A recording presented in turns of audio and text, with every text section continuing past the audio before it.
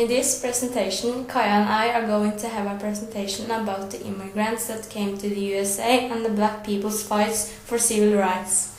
The African slaves and the children would also fought. It was also a children's crusade where the children had a silent demonstration for better rights.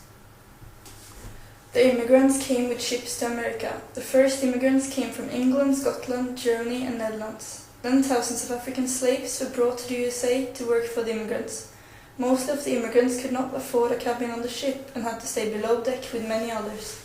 The trip over the Atlantic took about 3 weeks. When the ship arrived outside New York, the poor immigrants was checked on Ellis Island, while the rich could leave straight to New York. Some of the poor did not get accepted, and children from 10 years and up could be sent back alone to Europe. The immigrants' first problem in America was the English language. They didn't know how to speak English and therefore couldn't tell where they wanted to go, and so on.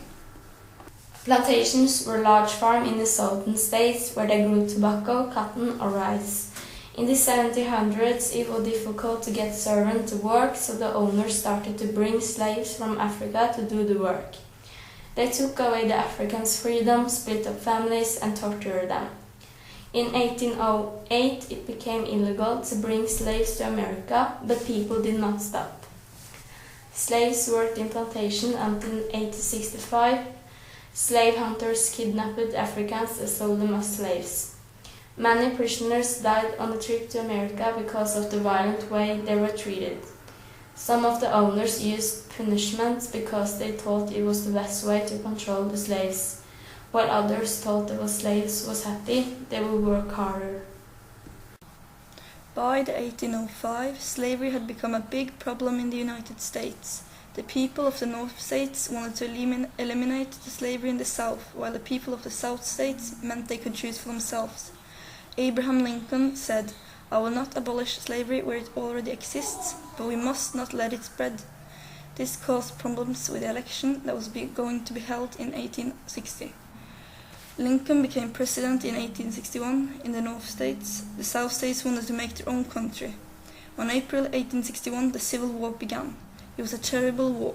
On July 1863, the two armies met at Gettysburg, Pennsylvania. This was the bloodiest battle of the war. On July 4th, the Federals began the retreat. The Union was preserved and slavery abolished. All thought slavery was abolished. It was another 100 years before equal rights were enforced by law in the USA. During the long struggle by black people for civil, Martin Luther King Jr. was a very important figure. But the civil rights movement was not successful just because of one man. It was successful because so many people took part. Many of these were children. During the 1960s, thousands of children marched side by side with adults in the struggle for freedom. In Birmingham, Alabama, there was a demonstration the 2nd May 1963. The children filed out of the 16th Street Baptist Church, clapping and singing "We Shall Overcome." Police officers had gathered around the church, and when the children came walking out, they started to beat and arrest the children. And soon more groups of children came out of the church.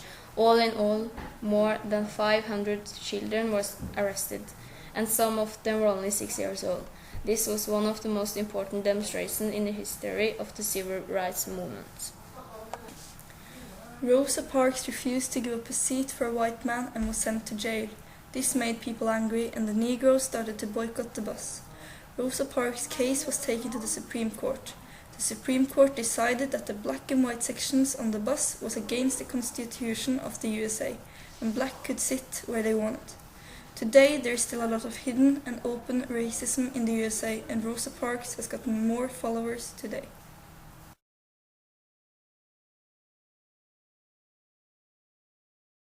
I hope you liked this presentation and learn more about immigrants. Thanks for watching.